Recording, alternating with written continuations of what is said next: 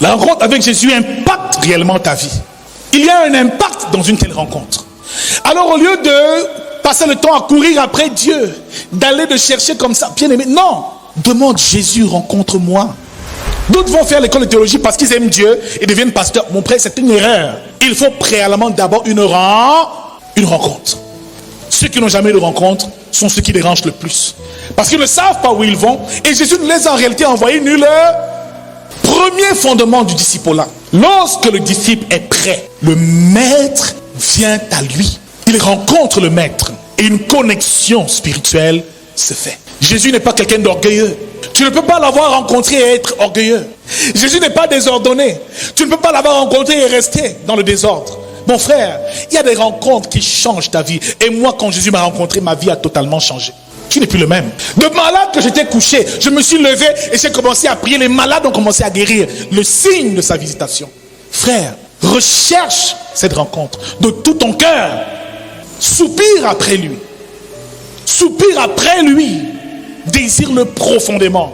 Et lorsqu'il viendra, ta vie sera totalement différente. Le deuxième principe, c'est que le disciple suit son maître. Suivre son maître veut dire se laisse diriger et conduire par lui. Suivre son maître, c'est être guidé par lui, c'est s'abandonner, c'est se livrer, c'est en réalité imiter sa façon de faire. Ce qui veut dire renoncer à soi-même, à ses désirs, à ses projets, à ses plans pour te greffer aux siens. Et l'apôtre Paul dit, soyez mes imitateurs comme je le suis de Christ. Donc tout disciple doit être un imitateur, il doit imiter son maître, le suivre. Bien-aimé dans le Seigneur, quand on dit suivre Jésus, c'est parfois renoncer à beaucoup de choses.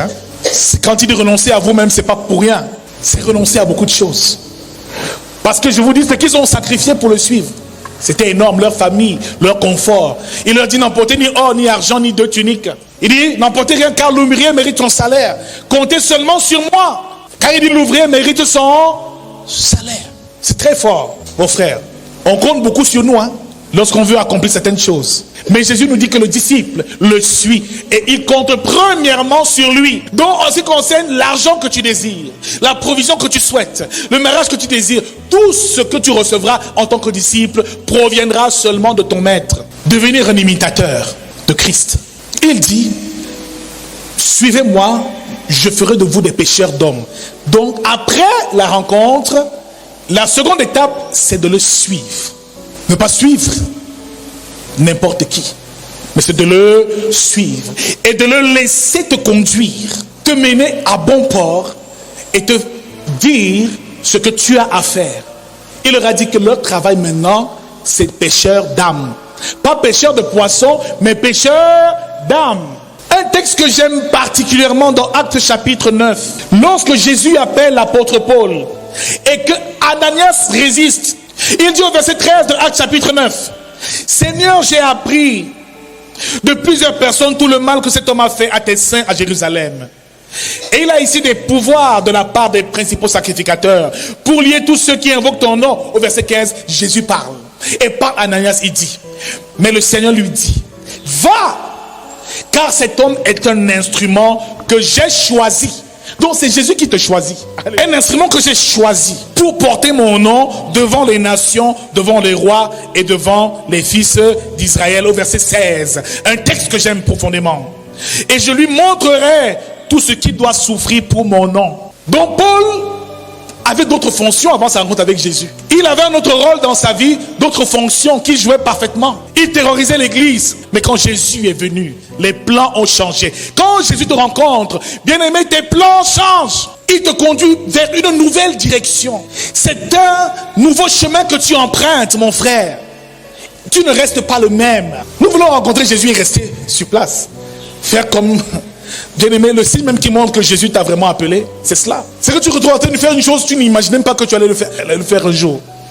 Mais moi, je te voyais comme un brillant avocat. Mais tu fais quoi ici dans l'école de la Bible? Qui dit, mon frère, c'est Jésus qui m'a appelé, qui m'a conduit et m'a donné une mission. Ce qui veut dire ici que le principe de la reproduction dont nous avons parlé, Jésus l'a respecté. Il les a suivis ils ont suivi Jésus afin d'être auprès de lui. de lui ressembler, de l'imiter, afin de devenir semblable à lui, premièrement, par la suite, qu'ils aillent en mission. Il fallait d'abord le suivre, être à ses côtés, par la suite, il t'enverrait en mission. Donc c'est d'abord un appel à être, avant d'être un appel à faire. Sois d'abord comme Jésus, sois d'abord à son image, fais d'abord comme lui, et par la suite, il t'enverra sois revêtu de son caractère, des mêmes sentiments qui étaient à lui, en lui, ce n'est qu'à ce moment-là qu'il peut t'envoyer quelque part. Ce qui veut dire ici, que pour avoir les mêmes résultats que Jésus, il faut faire comme lui. Si tu veux avoir les mêmes résultats qu'un homme, il faut faire comme lui, il faut l'imiter parfaitement. Et vous allez remarquer que même quand Jésus est mort, Paul guérissait de la même manière que lui.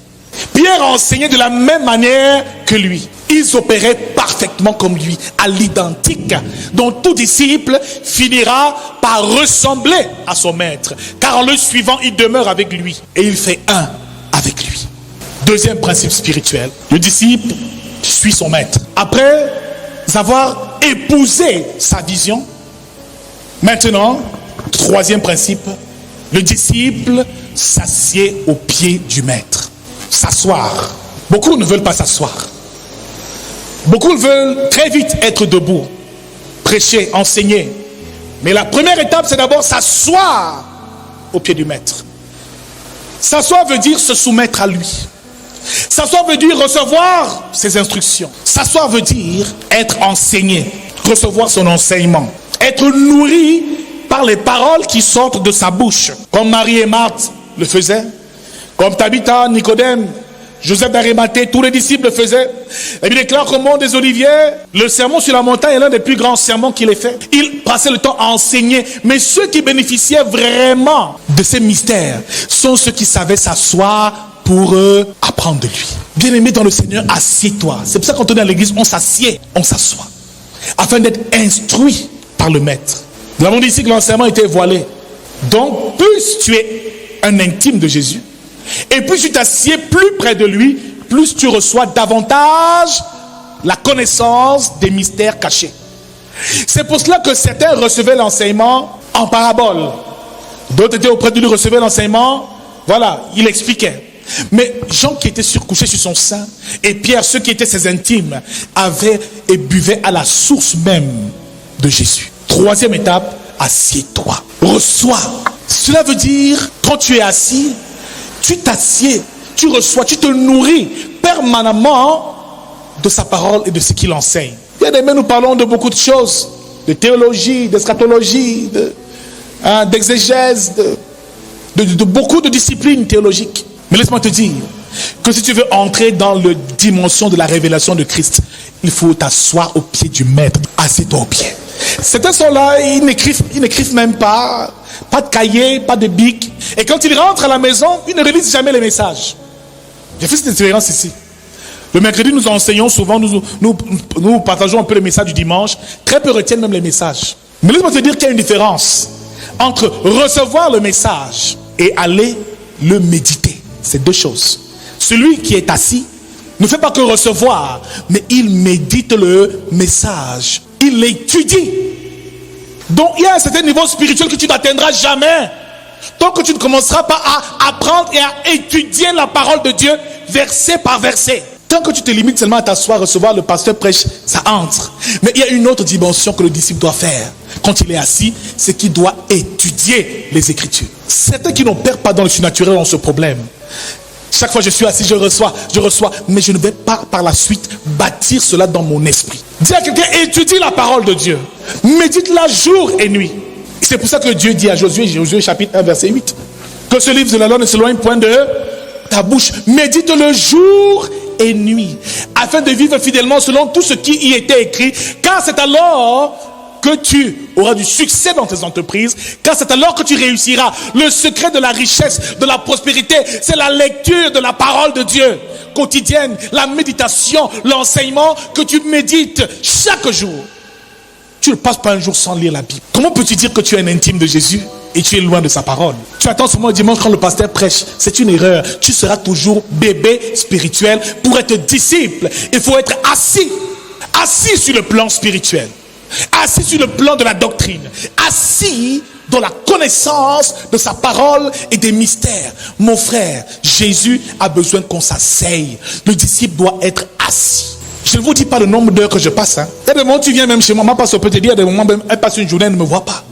Mais tu fais même quoi dans la chambre, dans les appartements, dans le secret en train de prier? Mais tu as prié 1 heure, mais toute la journée, comment ça se passe? Je suis assis, frère. Il y a un genre de révélation, tu ne peux pas les avoir. Quand tu dis 1 minute, tu t'en vas. Non, tu es assis.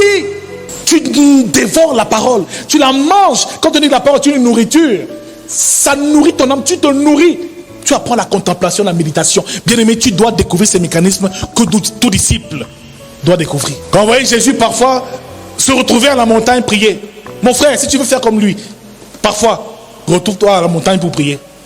Isole-toi pour prier. Jésus chassait les démons car tous les miracles ne sont pas fabriqués en plein jour. Non, il y a la cuisine qui fabrique les miracles. Quand tu es à table, tu manges un bon plat de noël, bien. La cuisine, c'est là-bas que tout se prépare. C'est dans le lieu secret que tout se prépare. Frère, le disciple doit découvrir ces choses. Donc le dernier principe que nous avons vu ce matin, c'est que le disciple doit s'asseoir au pied du maître. Nous allons poursuivre la semaine prochaine. Et je sais que le Seigneur va vraiment bénir quelqu'un après ce séminaire. Nous n'aurons plus des simples chrétiens et fidèles du dimanche. Nous aurons des disciples établis en ce lieu au nom de Jésus-Christ. Nous avons parlé du mystère du nombre 12. Il a eu 12 disciples. Ça veut dire 12 piliers, 12 rochers, 12 fondements dans son ministère. Nous allons le découvrir. Que chaque disciple avait un rôle spécifique à jouer dans l'église de Jésus-Christ. Tant qu'il n'y a pas 12 disciples ici, ce sera compliqué de bâtir l'édifice. Il faut 12. Il faut des disciples. Il faut des disciples. Ce qu'ils ont enduré, ils ne se plaignaient pas. Parce qu'ils étaient disciples. Par la suite, Étienne est mort en martyr. Parce qu'il était un disciple. Il savait où il allait et il avait reçu la visitation de Dieu.